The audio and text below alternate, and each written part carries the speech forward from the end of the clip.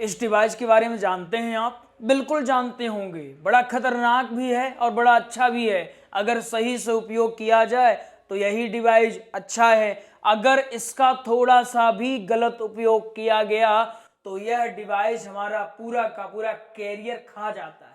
अगर आप चाहते हैं कि आपका कैरियर सुरक्षित रहे, ये मोबाइल कैरियर बनाने में मददगार सिद्ध हो, कैरियर खाने में नहीं, तो आज की वीडियो थोड़ा सा ध्यान से देखना पड़ेगा। खास तौर पर वो बच्चे जो अभी भागवत कथा की तैयारी कर रहे हैं और वो लड़कियां जो भागवत कथा सीख रही हैं और आगे चल के कथा करने वाली हैं, उनको आज की कक्षा विशेष तौर पर ध्यान देनी चाहिए। देखिए, जो बच्चे हैं उनकी उम्र 7 से लेकर के 21-22 तक जो भी रहती है, इस उम्र में उनको सही गलत के बारे में पता नहीं रहता। वो शुरू में कथा सीखना शुरू करते हैं, 1-2 कथाएं करते हैं और जब कथाएं धीरे धीरे मिलना भी शुरू होती है, उनका चेहरा धीरे धीरे निखरना शुरू होता है, तभी वो कोई न कोई गलती शुरू कर देते हैं। जैसे कि रीलबाजी करना। अभी हाल ही में हमारे पास एक वीडियो आया, लड़का 1-2 कथा कर चुका था, लेकिन वो धीरे धीरे रीलबाजी करने में उतर आया था। वो कोई भजन लगा लेता, कोई गाना लगा लेता, कोई फिल्मी सॉन्ग लगा लेता, कुछ तो ऐसे भी हद पार कर देते हैं कि अश्लील गानों पर भी वो रीलबाजी करने से बाज नहीं आते। आपको समझना पड़ेगा कि आप वक्ता हैं और वक्ता बनना बहुत आसान नहीं है, बहुत जिम्मेदारी पूर्ण यह कार्य होता है। कुछ लड़कियां भी इस मामले में शामिल हैं, वो भी पीछे नहीं हटी हैं। वो कथा करने के साथ साथ वो रील बनाना भी बंद नहीं करी। आप विचार करो कितना भद्दा लगता है। आप पहने हो भगवा रंग, तिलकधारी है ना, तिलक भी लगा है, भगवा वस्त्र भी आप पहने हैं और आप अश्लील गानों पर रीलबाजी कर रहे हो। कितना बेकार लग रहा है। कल्पना करिए, आप बस थोड़ा सा कल्पना करके देखिए हमारे साथ।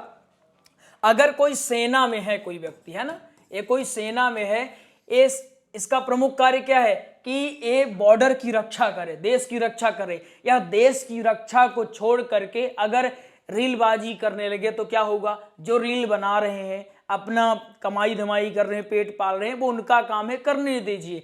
लेकिन जो जिसका काम है अगर वही किया जाए तो अच्छा है, नहीं तो व्यवस्था कैसी हो गई?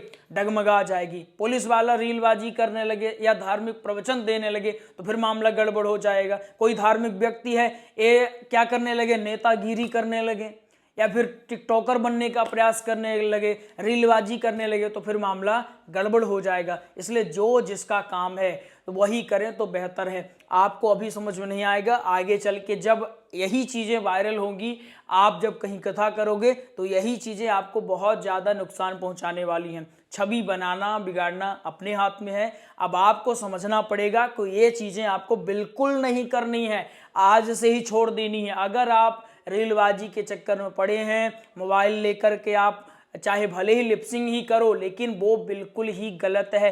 भले ही आप भजन में ही कर रहे हो, है ना, ये नहीं कि आप कुछ कहेंगे हम तो गुरुजी भजन में करते हैं, हम तो अश्लील गानों में करते नहीं। भले ही आप कहीं भी कर रहे हो, हर जगह वो गलत है, वो चीज़ें अच्छी नहीं लगती। और ये भी है, कुछ लोग ऐसे तरीकों से करते, भजन तो लगा है लेकिन उनकी हरकतें अश्लील लगती हैं, है ना। तो जब वो आप भजन लगाए हो लेकिन हरकतें आपकी अश्लील लग रही हैं तो उसका कोई कॉम्बिनेशन नहीं बैठता। तो अभिभावकों की भी चाहिए कि वो ध्यान दें, है ना। जो माता पिता हैं, अभिभावकगण, उनको विशेष तौर पर ध्यान देना चाहिए। अगर बच्चों को समझ में नहीं आ रहा है कि उनको क्या करना चाहिए, कैसे करना चाहिए, तो ऐसे में माता पिताओं की जिम्मेदारी होती है कि वो ध्यान दें और बताएं कि बेटा ये चीज़ें तो तुम्हें नहीं करना है। भाई तुम जो करना चाहते हो, जो बनना चाहते हो वैसे ही करो। एक एग्जाम है यूपीएससी का, अगर उसको आप करने जाते हो, कोई कोचिंग वगैरह ज्वाइन करते हो, तो हाँ सबसे पहले ही बताया जाता है कि पहले आप अधिकारी की तरह सोचो, एस्पिरेंट की तरह नहीं, अधिकारी की तरह आप सोचना शुरू करो। वैसे ही यहाँ भी है, अगर आपको कथाकार बनना है तो कथाकार की तरह आपको सोचना भी पड़ेगा कि कथाकार को यह कार्य शोभनीय है, यह कार्य अशोभनीय है, क्या चीज़ें करने से समाज में अच्छी बातें पहुंचेगी, अच्छा संदेश पहुंचेगा, क्या चीज़ें करने से समाज में गलत मैसेज जाएगा, ये आपको सब समझना पड़ेगा।